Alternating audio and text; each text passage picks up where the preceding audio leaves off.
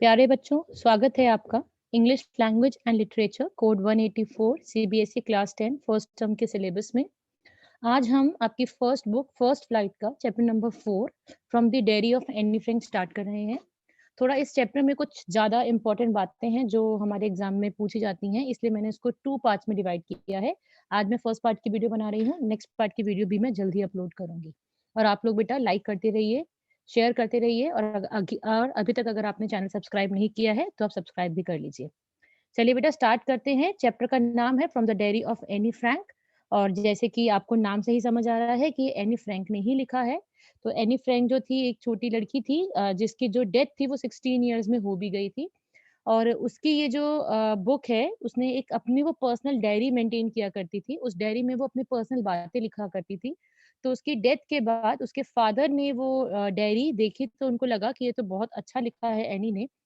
तो उन्होंने इसको इसको प्रिंट करवा दिया और वो ओरिजिनल डच लैंग्वेज में थी। उसके बाद ये बहुत सारी मल्टीपल लैंग्वेज में इसको ट्रांसलेट किया गया है और ये जो किताब थी, ये जो नॉवल थी, एक बेस्ट सेलर बन गई थी। तो इसलिए कभी भी आपको अगर एनी फ्रैंक की फ़ोटो मिलेगी, कभी आप गूगल करते हैं या कहीं पर सर्च करते हैं, तो आपको ऐसी ही पिक्स नज़र आएँगी, जैसे कि मैं यहाँ पे आपको दिखा रही हूँ, क्योंकि वो 16 इयर्स की एज में तो उसका डेथ भी हो गया था।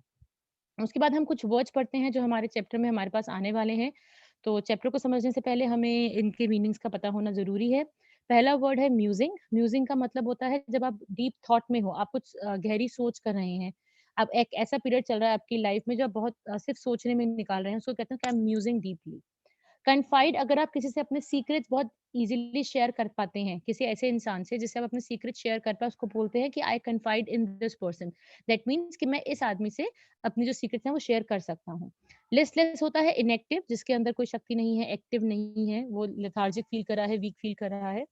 ओल्ड फॉगी पर्सन कहते हैं जो पुराने ज़माने को बिलीव करता है, ओल्ड फैशन्ड है, अपने आप को वो समय के हिसाब से बदल नहीं पा रहा है, ठीक है? चैटर बॉक्स बहुत इंपॉर्टेंट वर्ड है इस चैप्टर का। चैटर बॉक्स उस हम उसको कहते हैं जो इंसान बहुत ज़्यादा बोलता है, बहुत ज़्यादा टॉकेटिव होता है, हम कहते हैं वो चैटर बॉक्स है। ठीक है? वो चैटर बॉक्स उसको कहा जाता है। ये सबसे इम्पोर्टेंट वर्ड है आपके इस पूरे टेक्स्ट का, इसलिए आपको बहुत ही ध्यान रखना है बेटा, ठीक है? चलिए, आगे चलते हैं। नेक्स्ट वर्ड है इनकॉरेजिबल। इनकॉरेजिबल का मतलब होता है वो इंसान या वो चीज़ जो हम बदल नहीं सकते, ठीक है? जैसे अगर कोई आदत है मेरी, मैं उसको बदलना ही नहीं चाहती हूँ कि मैं कोशिश भी करती हूँ, मैं बदल नहीं पाती हूँ, तो मैं बोलती हूँ कि आई एम इनकॉरेजिबल पर्सन, मैं अपने बिहेवियर को चेंज ही नहीं कर पा रही हूँ। नेक्स्ट है इनजेन्युइटी। इनजेन्युइटी मतलब कि आपकी ओरिजिनैलिटी, मतलब जो आप सच्ची में बिलीव करते हैं, उसको बोलते हैं कि यार ये इनजेन्युइन बात है, ये तो जेन्युइन बात है, ये मेरी इनजेन्युइटी है। ठीक है? तो मैंने आपको वर्ड्स बता दिए हैं, अब हम थोड़ा-सा आगे चलते हैं चैप्टर को थोड़ा-सा डीप से स्टडी करने के लिए। बेटा ये इसका इंट्रोडक्शन है। इसका कभी-कभार एमसीक्यू में नाम भी पूछ लिया जाता है कि एनी का नाम क्या है? तो आपको ध्यान रखना है कि एनी का नाम ये एनलीज़ फ्रैंक है और कब इनका बर्थ हुआ था? 12 जून को 1929 में। और कहाँ ये पैदा हुई थी? ये जर्मनी में फ्रैंकफर्ट नामक एक जगह है, वहाँ पे इनका जन्म हुआ था। इसके बाद बेटा जब ये 4 इयर्स के थे 1933 में, ये 4 इयर्स के जब थे तो ये इनकी जो फैमिली थी पूरी, ये जो पिक्चर है ना इनकी फैमिली की ही है। ये इनके फादर हैं, ये मदर है, ये इनकी एल्डर सिस्टर है जिसका नाम है मार्गरेट, MARGOT। अभी मैं उनको लेटर उनके बारे में बताऊँगी, उसने बात भी करी है अपनी डायरी में अपनी सिस्टर के बारे में। और ये एनी फ्रैंक है जो यहाँ खड़ी है जिसकी हम डायरी को अभी हम पढ़ने वाले हैं, ठीक है? चलिए, तो मैंने क्या बताया कि ये जो लोग इनका बर्थ कहाँ हुआ था? जर्मनी में हुआ था, इनकी सिस्टर का भी बर्थ जर्मनी में हुआ था। लेकिन जब एनी फ्रैंक 4 इयर्स के थे तो ये एम्स्टरडैम में शिफ्ट हो गए थे। एम्स्टरडैम मतलब नीदरलैंड्स में, नीदरलैंड की कैपिटल है एम्स्टरडैम, तो ये वहाँ शिफ्ट हो गए थे क्योंकि जर्मनी में जो थे वो नाज़ीज़ आ गए थे और वो ज्यूइश पीपल के अगेंस्ट थे। ये ज्यूइश पीपल थे, उनके अगेंस्ट थे, तो उनसे बचने के लिए ये लोग कहाँ शिफ्ट हो गए थे? ये नीदरलैंड्स में शिफ्ट हो गए थे। आप भूलिएगा नहीं, एम्स्टरडैम जो है वो नीदरलैंड की कैपिटल है। ठीक है? आगे चलते हैं। लेकिन क्या हुआ 1940 में जो नाज़ीज़ थे ना, वो नीदरलैंड में भी एंटर कर गए। ठीक है? जहाँ पे वो एम्स्टर्डम में शिफ्ट हुए थे वहाँ वो एंटर कर गए। तो उसके फादर ने सोचा कि एक उनके ऑफ़िस में ना एक एक्स्ट्रा ये जो पीछे वाला रूम है ना, ये एक एक्स्ट्रा एक अटैच्ड रूम था, अटैच्ड प्लेस था, तो उनको लगा कि वहाँ पे हम छुप के रहेंगे और हमारे होने का किसी को पता नहीं चलेगा। तो अब ये क्या हुआ, ये अपने फ्रैंक की जो पूरी फैमिली थी अलोंग विद 4 एडिशनल फ्रेंड्स के साथ ये 1942 में इसमें ये शिफ्ट हो गए। ठीक है? जिसको हम सीक्रेट एनेक्स कर रहे हैं। एनेक्स मतलब एक एक्स्ट्रा एडिशनल चीज़, एक साथ में ऐड हुई हुई चीज़। अब क्या हुआ, एनी जब हाइडिंग में रह रही थी तो उसने अपने ड्रीम्स को, अपने एक्सपीरियंस को अपनी डायरी में लिखना शुरू किया। ठीक है? एक क्वेश्चन ये भी आता है कि एनी को अपनी डायरी कब मिली थी? तो एनी को अपने 13th बर्थडे पे, जैसे 12 जून को इसका बर्थडे होता है और 29 में इनका बर्थ है, तो इनको 42 में वो डायरी गिफ्ट हुई थी और उसमें लास्ट एंट्री है 44 की, तो उन्होंने सिर्फ 2 सालों के लिए लिखी है, ठीक है? 2 सालों का रिकॉर्ड था उनका, उन्होंने उस डायरी में लिखा था। अब क्या हुआ, अगस्त 04 में मैंने जैसे कि आपको बताया 1 अगस्त की लास्ट एंट्री है उसके अंदर, उस डायरी के अंदर, जब तक मतलब वो हाइडिंग में रहे और 4 अगस्त को उनके बारे में पता चल गया और कि वो ऐसे छुपे हुए हैं, यहाँ पे उनकी फैमिली यहाँ पे छुपी हुई है।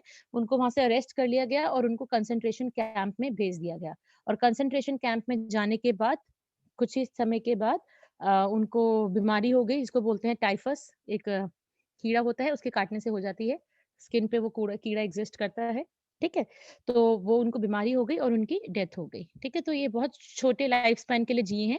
अच्छा, अब बात आती है कि ये डायरी का क्या वैल्यू था, क्या बात थी? तो मैं थोड़ा-सा आपको बैकग्राउंड बता देती हूँ कि जब ये 13 इयर्स की थी तो इनके बर्थडे पे ये डायरी इनको गिफ्ट की गई थी। और इन्होंने इस डायरी को लिखना शुरू किया और उस डायरी को उनके फादर ने प्रिंट करवाया और उस नॉवल का क्या नाम था? From the diary of a young girl, ठीक है? तो उस नॉवल का ये नाम था, लेकिन ये जो हम पढ़ रहे हैं from the diary of Anne Frank, ये हम उस नॉवल का एक छोटा-सा एक्सट्रैक्ट जो है, हम यहाँ पे पढ़ रहे हैं, ठीक है? तो बेटा आप ध्यान रखना, ये 2 अलग-अलग बातें हैं, ठीक है? तो हमारे चैप्टर का नाम है from the diary of the Anne Frank, इसमें से कुछ उनकी जो नॉवल थी ना, जो उनकी डायरी पे नॉवल लिखी गई थी, उसका छोटा-सा पार्ट हमने यहाँ पे लिया हुआ है, ठीक है? चलिए, अब इसको हम दोबारा से थोड़ा-सा पढ़ लेते हैं। आप याद रखेंगे ना, नॉवल का नाम है the diary of a young girl, हमारे चैप्टर का नाम है from the diary of Anne Frank. चलो, अब वो कह रही है कि writing in a diary is really a strange experience. मेरे लिए बहुत नया था। अब क्या है, वो डायरी में उसी सब कुछ लिखा हुआ है। अब वो लिख रही है कि डायरी में लिखना, मेरे कुछ भी लिखना मेरे लिए एक स्ट्रेंज एक्सपीरियंस था। ये नहीं है कि मैंने पहले कुछ लिखा नहीं था, ठीक है? क्योंकि मुझे ऐसा लगता था कि मैं अभी 13 इयर्स ओल्ड हूँ। मैंने आपको बताया ना 13 बर्थडे पे उसको मिली थी, तो उसके बाद उसने उस डायरी में लिखना शुरू किया था, ठीक है? कि 13 इयर्स ओल्ड हूँ और मेरी जो म्यूज़िंग्स हैं, म्यूज़िक मैंने आपको बताया था, कुछ जो सोच है, कुछ थिंकिंग है, उसको मैं अपनी डायरी में लिख रही हूँ। तो कोई उसमें क्यों इंटरेस्टेड होगा उसको पढ़ने में? इसलिए मैं थोड़ी-सी रिलक्टेंट थी डायरी लिखने के लिए, लेकिन स्लोली एंड स्टेडीली मैंने डायरी लिखना शुरू किया। ठीक है? और दूसरी बात ये है कि मैं क्यों चाहती हूँ डायरी लिखना, क्योंकि मैं चाहती हूँ कि मेरे देखो वो कह रही है the things of my chest, कि मेरे चेस्ट में बहुत सारी बातें हैं, मतलब मेरे दिल में बहुत सारी बातें हैं और मैं अपने आप को रिलीव कराना चाहती हूँ इन बातों से, इसलिए मैं वो डायरी लिखना चाहती हूँ। फिर उसने थोड़े-थोड़े दिन बाद ये रियलाइज़ किया कि उसने ये भी रियलाइज़ किया कि paper has more patience than people. इसका मतलब कि इंसानों में कोई पेशेंस नहीं होती है, सब्र नहीं होता है। किसमें होता है? पेपर में होता है, क्योंकि वो आपको क्रॉस क्वेश्चन नहीं करेंगे, वो आपको आपकी किसी बात पे शक नहीं करेंगे, आपको इंटरप्ट नहीं करेंगे जब आप उनसे अपनी बातें शेयर कर रहे हैं, ठीक है? तो मैं कुछ थोड़ा-सा डिप्रेस्ड फ़ील कर रही थी, थोड़ा सैड फ़ील कर रही थी और मैं घर पे अकेले बैठी थी, ठीक है? मैं लिस्टलेस फ़ील कर रही थी, इनेक्टिव फ़ील कर रही थी। मुझे समझ नहीं आ रहा था कि मैं घर पे रहूँ कि बाहर रहूँ। अब मैंने बहुत सोचा, फिर मैंने ये रियलाइज़ किया कि पेपर के पास ज़्यादा पेशेंस होती है इंसान से। तो मैंने ऐसे सोचा कि चलो मैं डायरी लिखना शुरू करती हूँ। ये अपनी डायरी में ही लिखा हुआ है उन्होंने, मैं डायरी लिखना शुरू करती हूँ और उन्होंने बोला कि इस डायरी को ना मैं किसी को पढ़ने नहीं दूँगी। ठीक है? मैं किसी को इसका एक्सेस नहीं दूँगी, लेकिन अच्छा अगर कोई मेरा बहुत रियल फ्रेंड होगा ना, चलो तो ठीक है। Then I would allow that person, उसमें उस पर्सन को मैं अलाउ कर दूँगी कि वो मेरी डायरी को रीड कर सके। अदरवाइज़ वो मेरा पर्सनल अकाउंट है, तो आई वुड नॉट अलाउ किसी को भी कि मेरी डायरी को वो पढ़ ले। ठीक है? बेटा ये खुद, फिर मैंने कुछ पिक्चर्स आपके लिए सर्च की हैं कि ये भी इनके फैमिली की ही है। ये इसकी एक्सटेंडेड फैमिली है इसके अंदर। यहाँ पे इसके फादर, मदर, इसकी sister and she is herself there. ठीक है? तो इसे मैंने इसलिए कलेक्ट किया जिससे आपको थोड़ा-सा अंडरस्टैंडिंग हो पाए उनकी लाइफ के बारे में थोड़ी-सी ज़्यादा। ओके। अब वो कह रही है कि अब मुझे पता है कि मेरे को एक डायरी रखनी है और इसका रीज़न क्या है, I don't have a friend. मेरे पास कोई फ्रेंड नहीं है। अब उसने कह तो दिया कि मेरा कोई फ्रेंड नहीं है, लेकिन वो और क्लियरली समझाना चाहती है।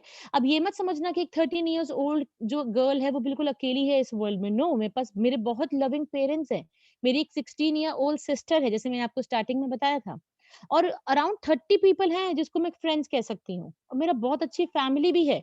मेरी आंट्स हैं, मेरे पास एक अच्छा-सा घर है। मेरी जैसे बुआ, चाची, नानी वगैरह सब हैं। I have everyone around me.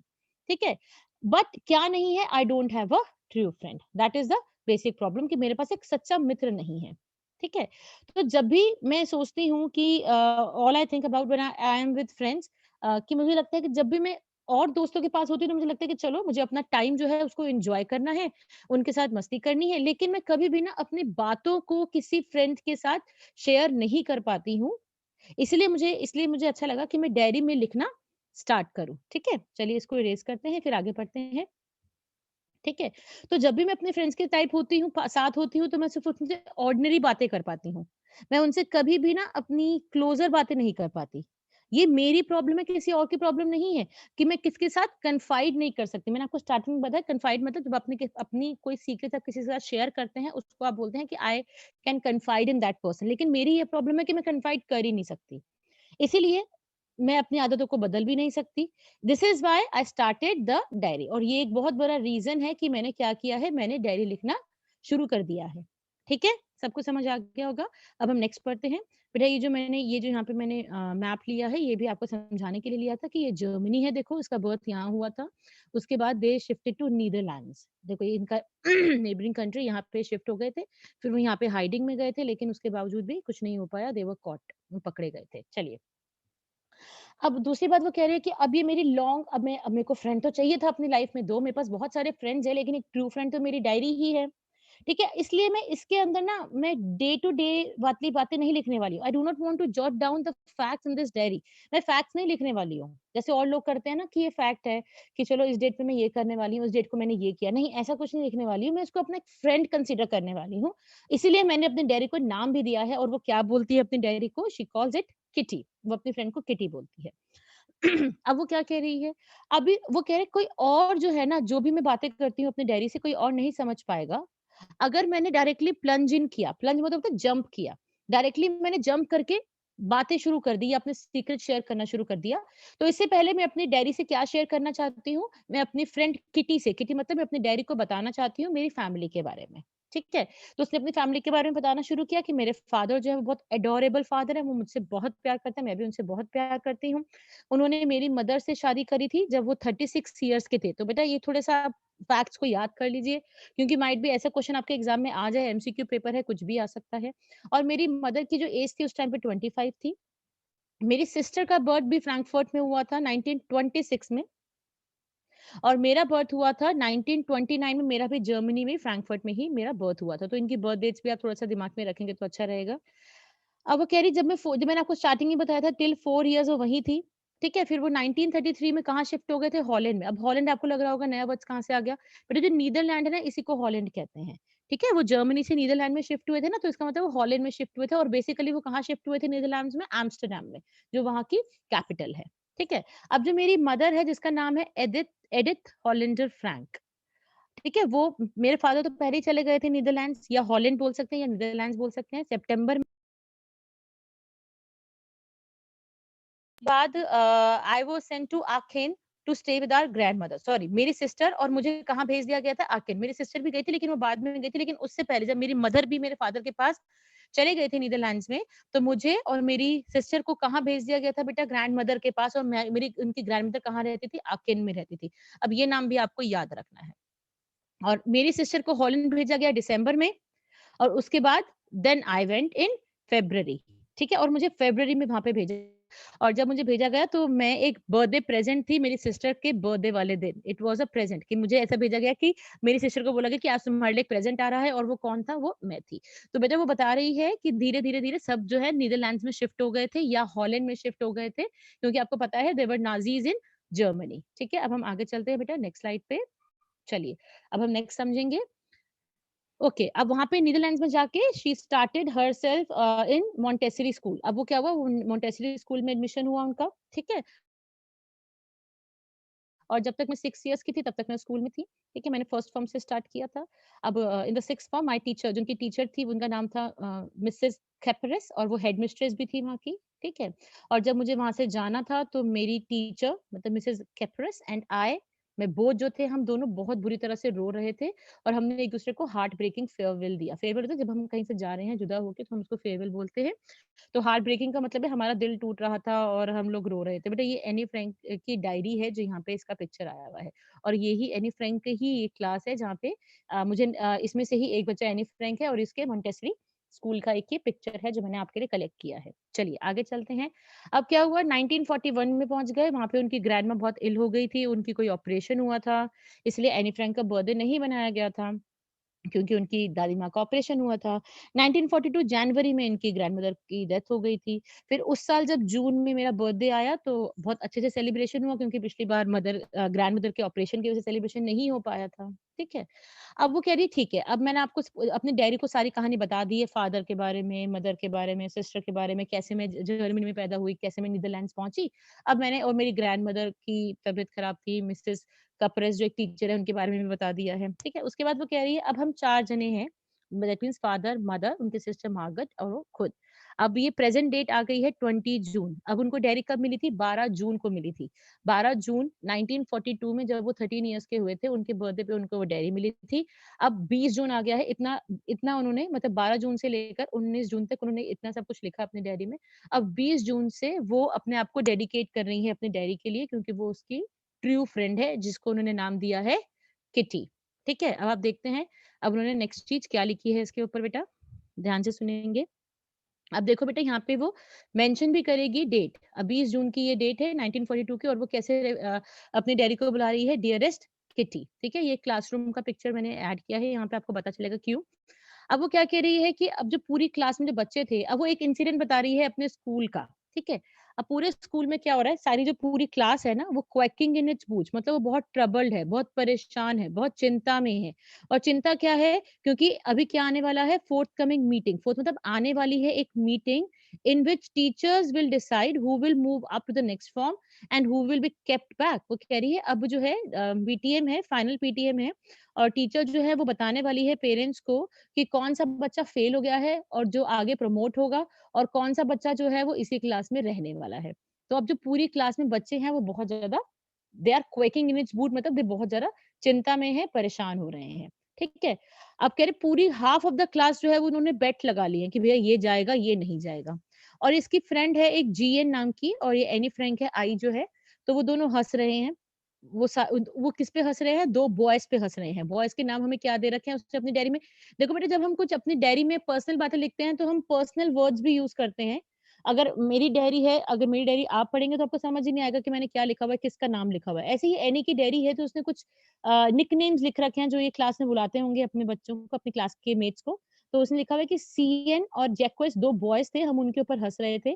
क्योंकि उन्होंने अपनी सारी सेविंग्स, अपनी सारी पॉकेट मनी खर्च कर दी थी इसी बेट के ऊपर, इसी शर्त के ऊपर कि कौन आगे पास हो पाएगा, कौन नहीं हो पाएगा।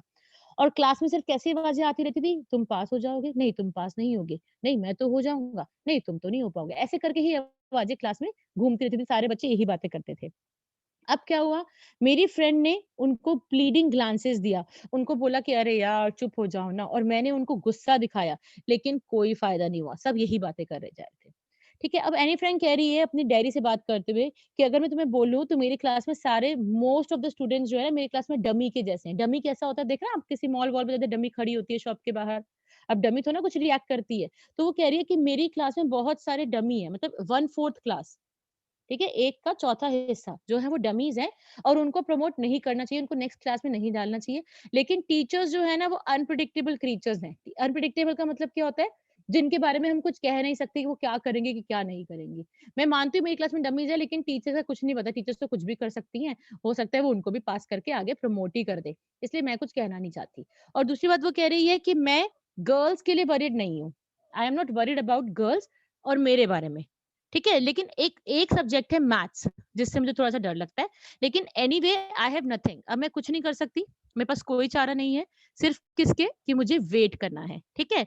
और मुझे वेट करना है रिज़ल्ट का, जब तक रिज़ल्ट नहीं आ जाता I can not say anything तो इसलिए ये अब it depends upon the teachers because they are the unpredictable one. ठीक है बेटा? तो आज इस सेशन के लिए इतना काफ़ी है, ठीक है? हमने थोड़ा-सा ये पढ़ लिया है, आप भी इसको दोबारा वीडियो देख लीजिएगा, अगर आपको कुछ भी प्रॉब्लम होती है तो आप कमेंट बॉक्स में ज़रूर लिखिएगा। नेक्स्ट सेशन में मैं इसके आगे कंटिन्यू करूँगी टेक्स्ट को, ठीक है बेटा? Stay connected, be happy always, thank you.